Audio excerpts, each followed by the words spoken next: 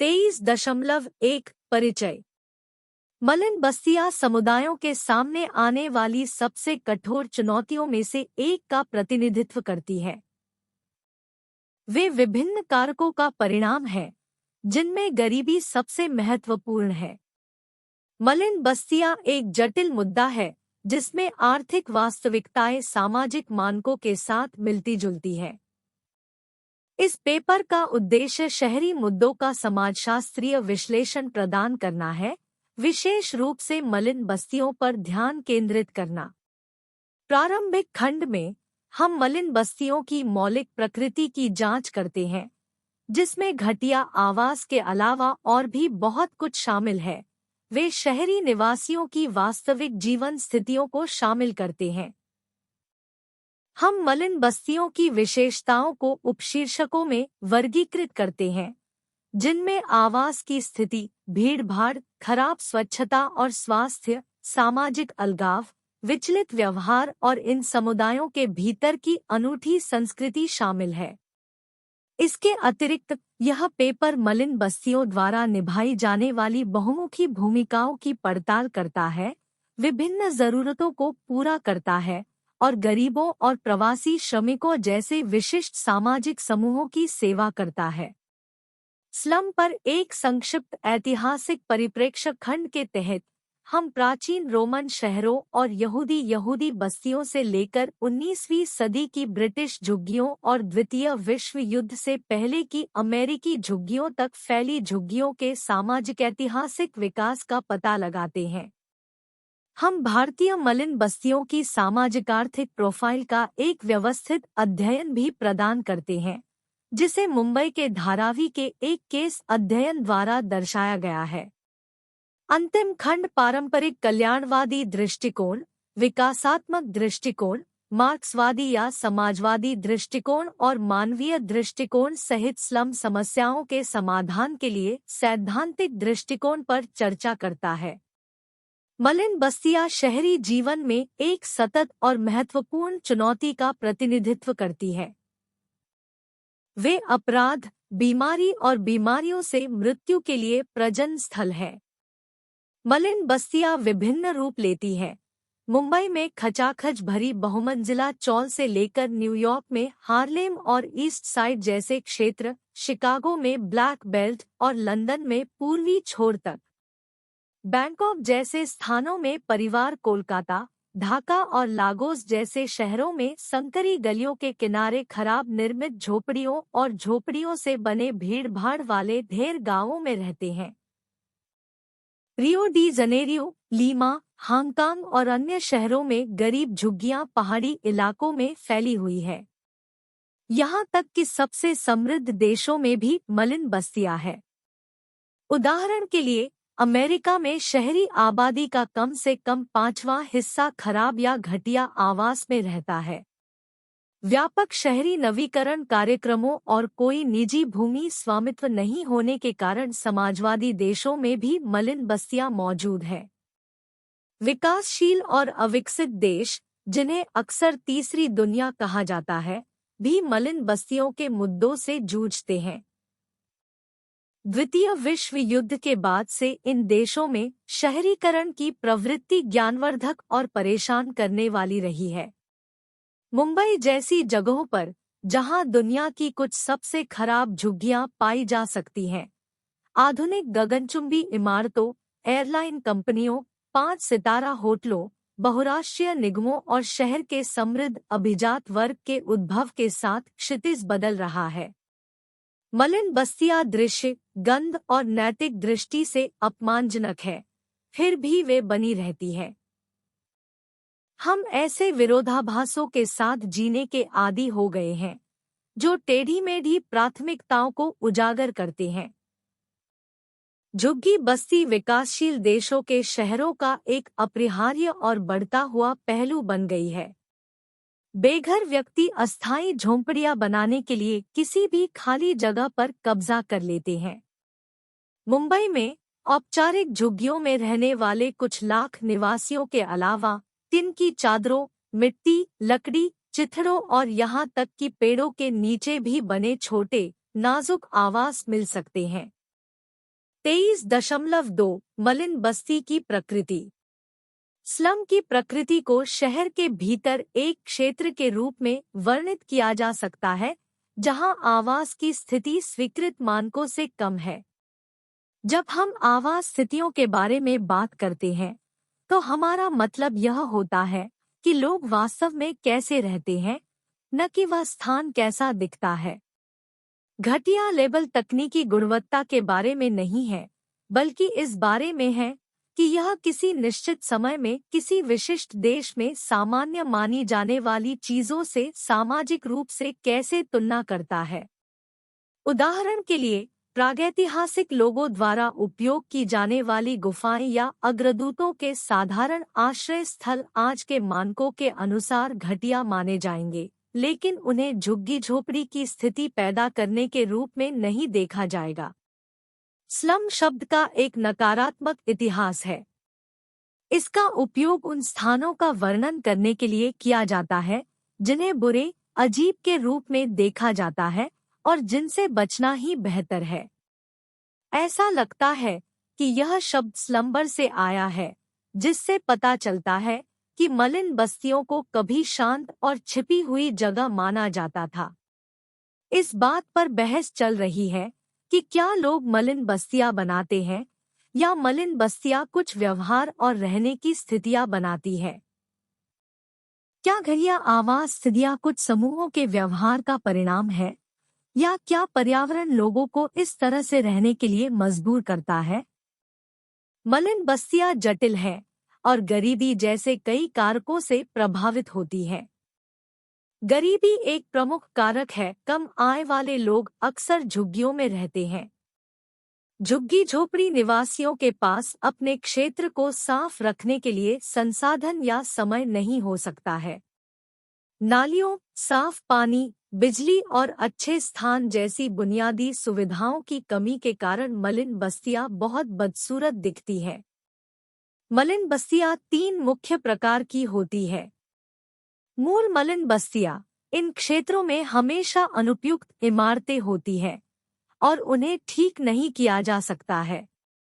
इसका एक उदाहरण विचिटा में मैक्सिकन स्लम है। बिगड़ी हुई मलिन बस्तियां, ये वे क्षेत्र हैं जो पहले ठीक हुआ करते थे, लेकिन मध्यमवर्गीय परिवारों के चले जाने के बाद ये मलिन बस्तियां बन गए और इस क्षेत्र की हालत बदतर हो गई। इसका एक उदाहरण बोस्टन में साउथ एंड स्लम है।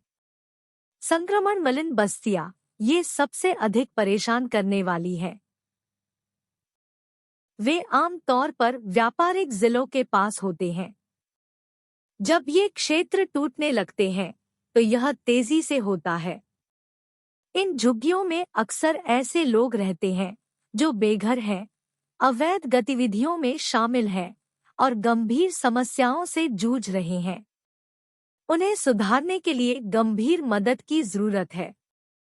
23.3 स्लम पर संक्षिप्त ऐतिहासिक परिप्रेक्ष्य। इतिहास में पीछे मुड़कर देखें तो हम प्राचीन काल में भी मलिन बस्तियों के साक्ष्य देख सकते हैं, जैसे प्राचीन रोम के खंडहरों में। मध्ययुगीन काल के दौरान शहरों में अविश्वसनीय रूप से भीड़ थी और हालांकि वहां बहुत सारे निराश्रित लोग नहीं थे, फिर भी उन्हें अक्सर शहर से बाहर रखा जाता था। यहूदी बस्ती एक विशिष्ट प्रकार की मध्ययुगीन शहरी झुग्गी बस्ती थी। इसे अद्वितीय बनाने वाले विभिन्न सामाजिक, धार्मिक, राजनीतिक और आर्थिक कारक थे जिन्होंने एक घनिष्ठ समूह का निर्माण किया। वे सदियों तक अक्सर झुग्गी झोपड़ी जैसी परिस्थितियों में रहते थे, बाकी समाज से अलग थलग।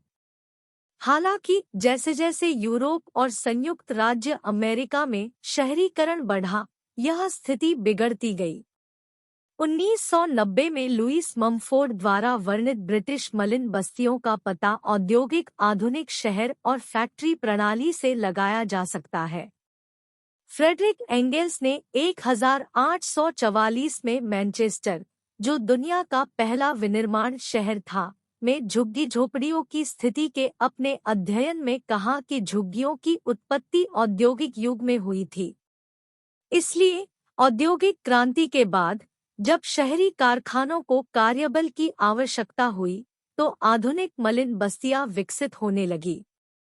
कम मजदूरी का मतलब था कि लोग अच्छा आवास नहीं खरीद सकते थे।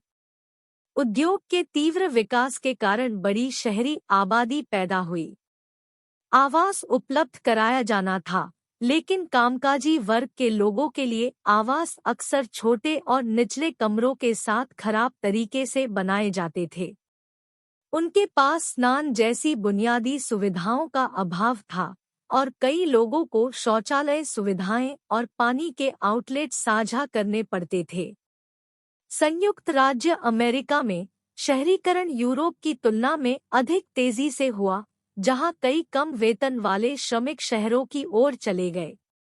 इससे कुछ बड़े शहरों में बड़ी झुग्गियों का उदय हुआ। ऑटोमोबाइल के आविष्कार और उसके बाद केंद्रीय रूप से स्थित आवासों से दूर जाने ने भी एक बार संतोषजनक क्षेत्रों की गिरावट में योगदान दिया। इसके अतिरिक्त 2 विश्व युद्धों के दौरान निर्माण गतिविधियां सीमित थी, जिससे झुग्गी झोपड़ी की समस्या और भी गंभीर हो गई। 23.4 मलिन बस्तियों की विशेषताएं। मलिन बस्तियां विभिन्न विशेषताओं का प्रदर्शन करती हैं, जो विभिन्न प्रकार की मलिन बस्तियों में सामान्य होती है।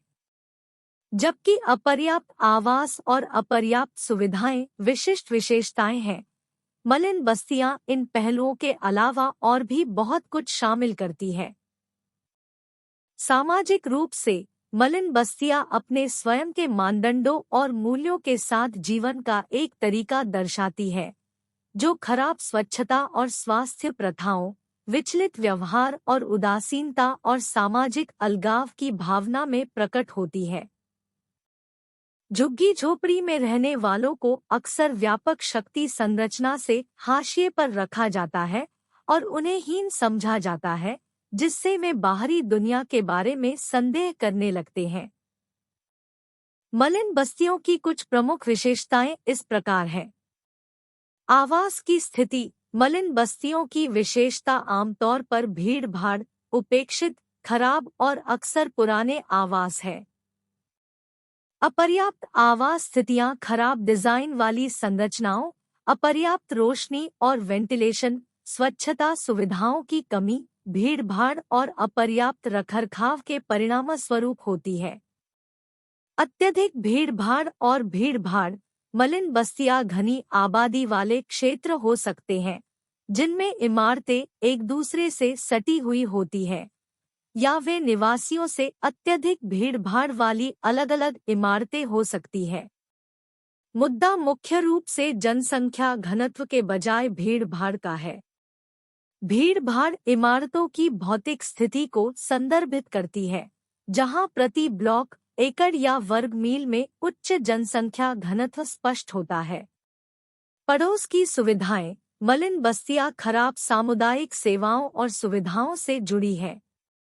स्कूल निम्न गुणवत्ता वाले हो सकते हैं, सार्वजनिक सुविधाएं अपर्याप्त हो सकती हैं, और सड़कें और फुटपाथ अक्सर मरम्मत के अभाव में रहते हैं। एकत्रित कूड़ा-कचरा अवांछनीय वातावरण में योगदान देता है। अधिकांश मलिन बस्तियों में पानी, बिजली और स्वच्छता सुविधाओं की अक्सर कमी होती है। खराब स्वच्छता और स्वास्थ्य। मलिन बस्तियां गंदी और अस्वच्छ जगह होती हैं, जिनमें शारीरिक गिरावट और अस्वच्छ स्थितियां होती हैं, जिनमें साफ पानी और उचित शौचालयों की कमी भी शामिल है। ये कारक बीमारी और रोग की उच्च दर में योगदान करते हैं, विशेष रूप से विकासशील देशों के स्लम क्षेत्रों में। विचलित व्यवहार। स्लम क्षेत्रों में अक्सर उच्च स्तर के विकृत व्यवहार का अनुभव होता है, जिसमें अपराध, किशोर अपराध, वेश्यावृत्ति, मादक द्रव्यों का सेवन, मानसिक स्वास्थ्य मुद्दे, आत्महत्या, अवैधता और पारिवारिक समस्याएं शामिल है। जबकि बुराई मलिन बस्तियों के बाहर मौजूद हो सकती है। झुग्गीवासियों पर आर्थिक और सामाजिक दबाव के कारण आपराधिक गतिविधियों में भागीदारी बढ़ सकती है। मलिन बस्ती की संस्कृति जीवन जीने का एक तरीका, मलिन बस्तियां अपने निवासियों के सामाजिक संगठन के संदर्भ में भिन्न होती है। वे ऐसे समुदायों से लेकर हो सकते हैं जहां के निवासी एक दूसरे के लिए अजनबी हैं और घनिष्ठ पारिवारिक संबंधों वाले लोग भी हो सकते हैं। प्रत्येक झुग्गी झोपड़ी की अपनी संस्कृति होती है, जीवन जीने का एक तरीका जो पीढ़ियों से चला आ रहा है, जिसमें आदतें, रीति रिवाज और व्यवहार पैटर्न शामिल है। ये सांस्कृतिक पैटर्न मलिन बस्तियों और जातीय समूहों के बीच भिन्न भिन्न है। उदासीनता और सामाजिक अलगाव। मलिन बस्तियां अक्सर सामाजिक रूप से अलग थलग होती हैं, आंशिक रूप से पसंद के कारण और आंशिक रूप से उनके स्थान के कारण। झुग्गी झोपड़ी में रहने वाले आमतौर पर निम्न सामाजिक स्थिति वाले, मुख्य रूप से श्रम बाजार और कुछ हद तक राजनीति के माध्यम से व्यापक समुदाय से जुड़े होते हैं। हालांकि अक्सर झुग्गी झोपड़ियों में रहने वालों के खिलाफ उनकी शारीरिक बनावट और रहने की स्थिति के आधार पर सामाजिक भेदभाव होता है, जिससे उनका सामाजिक अलगाव मजबूत होता है। बाहरी दुनिया के साथ प्रभावी संचार का अभाव, उदासीनता और शक्तिहीनता के साथ मिलकर उनके अलगाव में योगदान देता है। संक्षेप में, मलिन बस्तियां जटिल विशेषताओं की एक श्रृंखला प्रदर्शित करती हैं, जो अपर्याप्त आवास और भीड़-भाड़ से आगे बढ़ती हैं, जो उनके निवासियों के जीवन को बहुमुखी तरीकों से प्रभावित करती है। ये विशेषताएं एक झुग्गी झोपड़ी से दूसरी झुग्गी झोपड़ी में भिन्न हो सकती है और सांस्कृतिक, आर्थिक और सामाजिक कारकों से आकार लेती है। 23.5 मलिन बस्तियों के कार्य। मलिन बस्तियां विभिन्न उद्देश्यों की पूर्ति करती हैं और अपने निवासियों के लिए मूल्यवान है। वे मुख्य रूप से शहर के सबसे कम आय वाले समूहों और नवागंतुकों के लिए आवास प्रदान करते हैं। मलिन बस्तियां गांवों, क्षेत्रों, जनजातियों या जातीय पृष्ठभूमि के आधार पर समुदाय बनाकर समूह में रहने की सुविधा भी प्रदान करती है। वाइट, 1943 जैसे शोधकर्ताओं ने मलिन बस्तियों में संगठित जीवन शैली देखी है जो उनके निवासियों को संतुष्ट करती है। मलिन बस्तियां शहर में आने वाले नए लोगों के लिए स्कूल के रूप में भी कार्य कर सकती हैं, जिससे उन्हें अनुकूलन करने, अपनी पहली नौकरी खोजने और जीवन के शहरी तरीके सीखने में मदद मिलती है। इसके अतिरिक्त मलिन बस्तियां उन लोगों को निवास प्रदान करती हैं जो गुमनामी पसंद करते हैं, जिनमें प्रवासी श्रमिक, अवैध गतिविधियों में शामिल व्यक्ति, पुराने शराबी और अपराधी शामिल है। 23.6 भारतीय संदर्भ। भारतीय मलिन बस्तियों की सामाजिक आर्थिक रूपरेखा। भारत, जो कभी मुख्य रूप से ग्रामीण और कृषि प्रधान था, अब तेजी से शहरीकरण का गवाह बन रहा है। इसके शहर प्रौद्योगिकी और प्रगति के केंद्र हैं, जहां आबादी का एक बड़ा हिस्सा रहता है। ये शहर भारत की वाणिज्यिक, औद्योगिक और परिवहन प्रणालियों के केंद्र में हैं। उन्होंने पारंपरिक सामाजिक प्रथाओं को तोड़ने और आधुनिकीकरण और सुधार आंदोलनों को शुरू करने में महत्वपूर्ण भूमिका निभाई है। भारत में शहरीकरण के कारण झुग्गी झोपड़ियों की आबादी में निरंतर वृद्धि हुई है, क्योंकि अधिकांश आंतरिक प्रवासी झुग्गी झोपड़ी क्षेत्रों में बस जाते हैं। जबकि भारत की विविधता सामान्यीकरण को चुनौतीपूर्ण बनाती है, स्लम स्थितियों का व्यापक रूप से वर्णन किया जा सकता है। विशिष्ट स्लम क्षेत्रों में गंदी सड़कें, गलियां और खुली नालियां होती है। ये मलिन बस्तियां केवल भौतिक स्थितियों के बारे में नहीं हैं, वे जीवन के एक तरीके का प्रतिनिधित्व करते हैं। स्वास्थ्य और स्वच्छता, ज्ञान, पोषण और बच्चों की देखभाल की अक्सर कमी होती है। निरक्षरता दर अधिक है और सांस्कृतिक और मनोरंजक गतिविधियां सीमित है। झुग्गी झोपड़ी में रहने वाले लोग अक्सर उदासीनता महसूस करते हैं और अपनी स्थिति के लिए स्थानीय अधिकारियों को दोषी मानते हैं, जिससे नगर निगम के प्रयासों में सहयोग की कमी हो जाती है।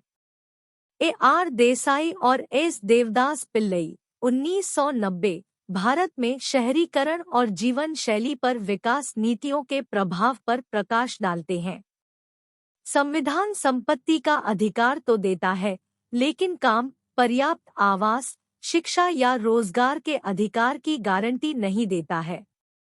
हालांकि नागरिकों को स्वतंत्र रूप से घूमने और आजीविका तलाशने का अधिकार है, लेकिन जीविकोपार्जन के लिए संसाधनों या आवश्यक सुविधाओं तक पहुंच का कोई आश्वासन नहीं है। इस संवैधानिक विरोधाभास ने सरकारी नीतियों के साथ मिलकर आर्थिक असमानताओं को जन्म दिया है, जिसमें संपत्ति मालिकों का एक छोटा वर्ग शीर्ष पर है और संपत्तिरहित नागरिकों का एक बड़ा वर्ग रोजगार खोजने के लिए संघर्ष कर रहा है। इस आर्थिक विभाजन ने एक अजीब शहरीकरण पैटर्न तैयार किया है। पॉश इलाकों, लग्जरी सुविधाओं और परिष्कृत शैक्षिक और आधिकारिक परिसरों के साथ एक समृद्ध शहरी क्षेत्र, साथ ही झुग्गियों में रहने वाले अधिकांश शहरी गरीब भी हैं। उत्तरार्ध लगातार नौकरियों और आय की तलाश में रहते हैं। उनके पास सम्मानजनक अस्तित्व के लिए सभ्य आश्रय और बुनियादी सुविधाओं को सुरक्षित करने के साधनों का अभाव है। 23.7 स्लम समस्याओं के प्रति दृष्टिकोण। कुछ विशेषज्ञ स्लम सुधार की नीति का समर्थन करते हैं, जबकि दूसरे लोग स्लम निवासियों को कल्याण सेवाएं प्रदान करने की मान्यता देते हैं। कुछ लोग तो स्लम निवासियों को अधिक आर्थिक अवसर प्रदान करने के लिए जोर देते हैं, लेकिन सभी के पास स्लम निवासियों के लिए एकल या मिलकर समाधान के रूप में गंभीर सीमाएं हैं। पारंपरिक कल्याणवादी दृष्टिकोण स्लम समस्याओं के समाधान के रूप में स्लम को नष्ट करने और उसे सस्ते आवास के साथ पुनर्निर्माण करने का समर्थन करता है। इसका मानना है कि स्लम निवासियों को कल्याण सेवाएं प्रदान करना स्लम क्षेत्रों में परिवर्तन लाने और स्लम समस्याओं को समाधान करने का सबसे अच्छा तरीका है। इस पारंपरिक दृष्टिकोण को स्लम समस्याओं के प्रति उपयोग करने के लिए सड़क के खिलाफ खड़ा करने और सस्ते आवास के साथ पुनर्निर्माण के साथ की जाने वाली गई है, लेकिन इसका अनुप्रयोग विकसित देशों में किया जाने पर आलोचना की गई है। जैसे जैसे अविकसित देशों में शहरों के मानक बढ़ते हैं, गरीब लोग गांवों से शहर के स्लमों में आते हैं। सस्ते आवास परियोजना शहरों को और आकर्षक बना देगी और गरीब ग्रामीण लोगों की शहरों में आने की संख्या को संभालना मुश्किल हो जाएगा। इसलिए शहरी स्लम क्षेत्रों को कम करने का एकमात्र तरीका ग्रामीण जीवन मानकों को शहर के मानकों के समान उच्च करने के लिए है। लेकिन स्लम क्लियरेंस एक बात है कि यह सिर्फ नए योजित स्लमों के साथ आवास की स्थापना के रूप में अपने आप को सीमित करने का मामला नहीं है। वास्तव में निवासियों को एक बेहतर और व्यवस्थित जीवन और पूरे परिसर की देखभाल की दिशा में सही आदर्शन अत्यंत आवश्यक है, और इस दिशा के लिए शिक्षा और सभी लोगों, पुरुषों और महिलाओं और बच्चों की मूल स्वच्छता, घर प्रबंधन और पर्यावरण स्वच्छता के मूल तत्वों की ओर मोटी और प्रेरणा की आवश्यकता है। बिना संदेह के आर्थिक स्थितियों में सुधार लाने के उपायों को स्लम वासियों के लिए बड़े मूल्य होंगे। इनमें अधिक उचित वेतन, न्यूनतम आय की गारंटी, भेदभाव रहित रोजगार नीतियां, पहुंचने और सस्ती श्रेय, युवाओं और वयस्कों की प्रशिक्षण और रोकने के कार्यक्रम, कुछ व्यवसायों के लिए अधिक प्रभावी प्रशिक्षण और सामाजिक सुरक्षा और सार्वजनिक सहायता शामिल है। लेकिन इस कल्याणवादी दृष्टिकोण के एक और पहलू है। गीता देवान वर्मा 2000 ने अपने काम स्लमिंग इंडिया में इस मुद्दे को उजागर किया है। उन्होंने कहा है कि असली समस्या हम सभी को आपत्ति देती है, वह शहरी गंदगी नहीं बल्कि उसे संबोधित करती है जो इसे बनाए रखती है। उन्होंने कहा है कि शहरी गरीबों के लिए न्यूनतम भूमिहीन विकल्प अस्पतालों के बजाय आउटरीच सेवाएं, सही स्कूलों के बजाय सड़की शिक्षा, आवास के स्थान पर स्लम उन्नति सभी के स्थानीय हड़तालियों के साथ बहुत ही प्रचलित हो गए हैं। वे भी एकतरफी सड़क है। एक बार जब सभी शहरी भूमि कम आवश्यक और अधिक आकर्षक उपयोगों के लिए हार जाएगी, तो फिर स्लमिंग की घड़ी को पलटा नहीं जा सकता है। आखिरकार यह असंभव है कि एक आईआईएम जिस पर 200 एकड़ जमीन पर बनाई गई है या कोई नया सबूत साइबर पार्क या किसी अधिक आय सीमा से बड़े किसानों का किसान घर के लिए जगह बनाने के लिए दमादार होगा, और यदि और जब हमारा कल्याण राज्य शहरी कल्याण के लिए क्या आवश्यक है और शहरी स्लमिंग को बंद करने का विचार करता है, तो इसके बारे में होगा। उसके अनुसार शहरी संसाधनों में प्रतिस्पर्धित हुआ रुख, जिसमें राज्य को शहरी प्रशासन के प्रति उच्च दर्जे की जिम्मेदारी की आवश्यकता होती है। इस प्रकार की समझ में सिर्फ कुछ स्लमों को साफ करने या गरीबों के लिए कुछ अपार्टमेंट बनाने का समाधान समस्या के केंद्र से दूर है, और यह मौजूदा सामाजिक संरचना को स्वीकार्य मानता है। इस प्रेमिक निम्नलिखित तरीकों से आधारित शहरी समुदाय विकास नगरों की सामान्य समस्याओं और विशेष रूप से स्लमों की कुछ समस्याओं का एक नया विकासात्मक दृष्टिकोण प्रस्तुत करता है। इसमें दो मौलिक विचार हैं: शहरी संदेह में प्रभावी सामुदायिक भावना का विकास और आत्मसहायता और नागरिक सहभागिता का विकास, सामुदायिक एकता और परिवर्तन की खोज में व्यक्ति की पहल की। दूसरे शब्दों में, इस दृष्टिकोण का सीधा स्लम निवासियों पर निर्भर करता है। अगर उनकी उदासी और निर्भरता को परास्त किया जा सकता है और गर्व और पहल की भावना से बदल दिया जा सकता है, तो स्लम निवासी अपनी अनगिनत समस्याओं का समाधान करने का अच्छा उपयोग कर सकते हैं। शहरी स्लमों की समस्याओं के समाधान के लिए शहरी समुदाय विकास का यह दृष्टिकोण निम्नलिखित तत्वों को शामिल करता है। 1. पड़ोस के आधार पर सामाजिक एकता की भावना का निर्माण और समूहों के बीच संबंधों को मजबूत करना। 2. व्यक्तिगत सहायता को प्रोत्साहित करना, समुदाय के व्यक्तियों के पहल के माध्यम से। 3. बाहरी एजेंसियों के प्रोत्साहन जब स्वयं सहायता के लिए पहल की कमी है। 4. परिवर्तन को पैदा करने के लिए दबाव के बजाय समझौते का सहारा लेना। 5. स्थानीय नेतृत्व की पहचान और विकास। 6. नागरिक जागरूकता और नागरिक जिम्मेदारियों को स्वीकार करना। 7. लोगों के प्रयासों का समर्थन करने के लिए पेशेवर और तकनीकी सहायता का उपयोग करना। 8. पड़ोस की आवश्यकताओं और समस्याओं को पूरा करने के लिए शहरी सेवाओं का समन्वय। 9. लोकतांत्रिक प्रक्रियाओं में प्रशिक्षण प्रदान करने की प्रावधानिकता, जिससे कुछ सरकारी फंक्शन का विवादात्मकीकरण हो सकता है। शहरी समुदाय विकास कार्यक्रम के 4 मुख्य उद्देश्य हैं जो स्लमों के लिए लागू हो सकते हैं।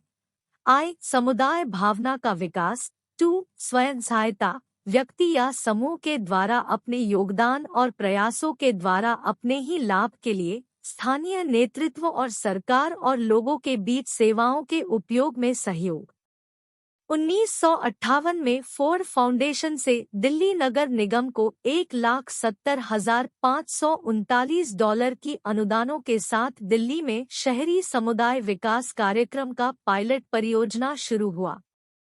M.B. क्लाइनार्ड 1966 दिल्ली पायलट परियोजना दरअसल दरबार क्षेत्रों में परिवर्तन लाने का एक अद्वितीय प्रयास था, जिसकी दिशानिर्देशिका और योजना में एक केवल पुनर्निर्माण कार्यक्रम के रूप में परिवर्तन पैदा करने का प्रयास दिखाई दिया है।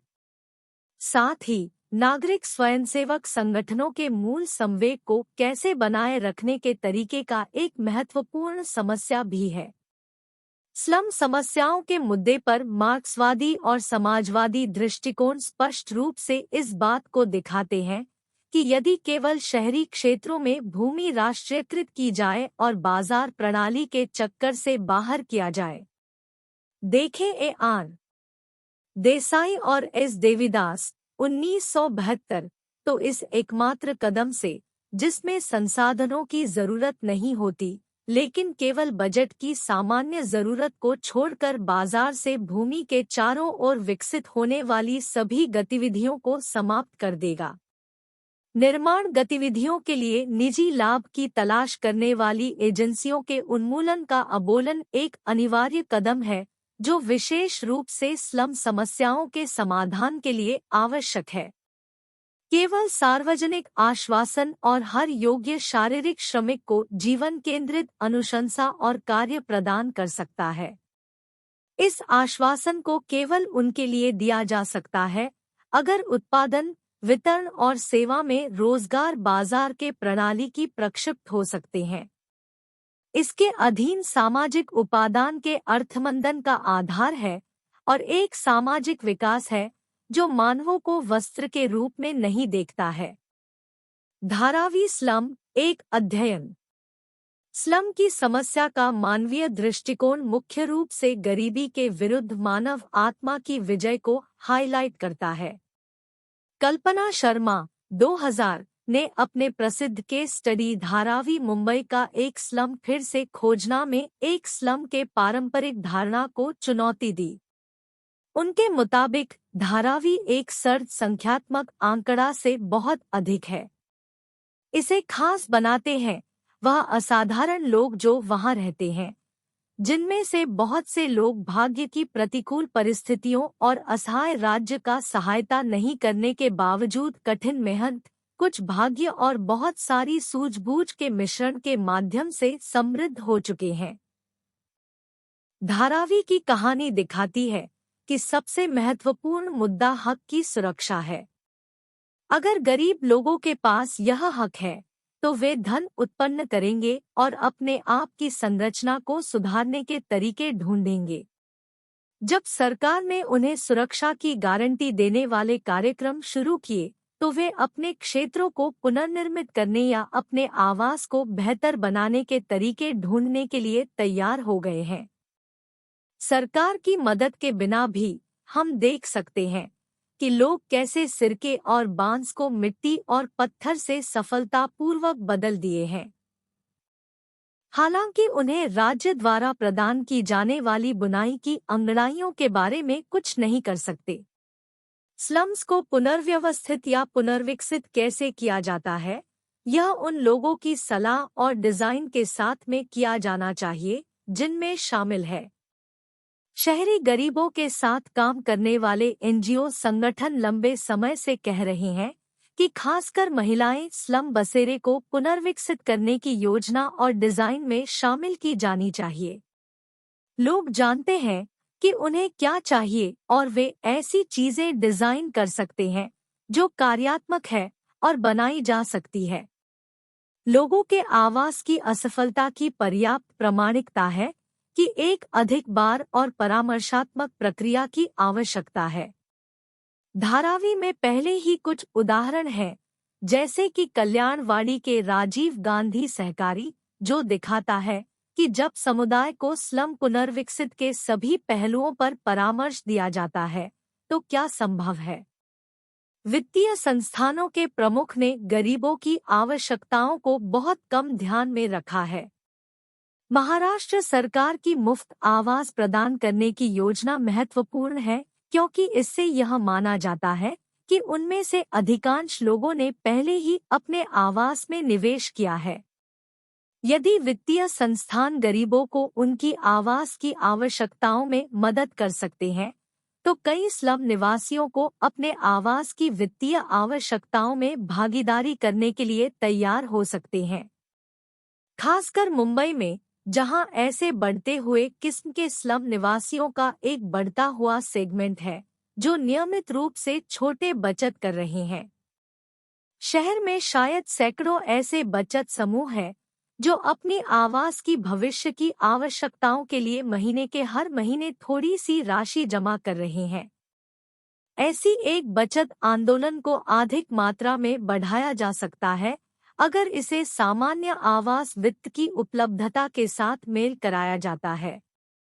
धारावी जैसी जगहें इसलिए फलिश करती हैं क्योंकि लोग काम ढूंढते हैं। वे लोगों को आकर्षित करते हैं क्योंकि वे महासंघर्ष और बड़ी मुश्किलों के सामने बचाव की भावना को दर्शाते हैं। आर्किटेक्ट, इंजीनियर और शहरी नियोजनकार संरचनाओं की बजाय लोगों के जीवन को नहीं समझते हैं। इस परिणामस्वरूप सपनों को, किसी के भी सपनों को पूरा नहीं करने वाली सपनों की योजनाएं तैयार होती है।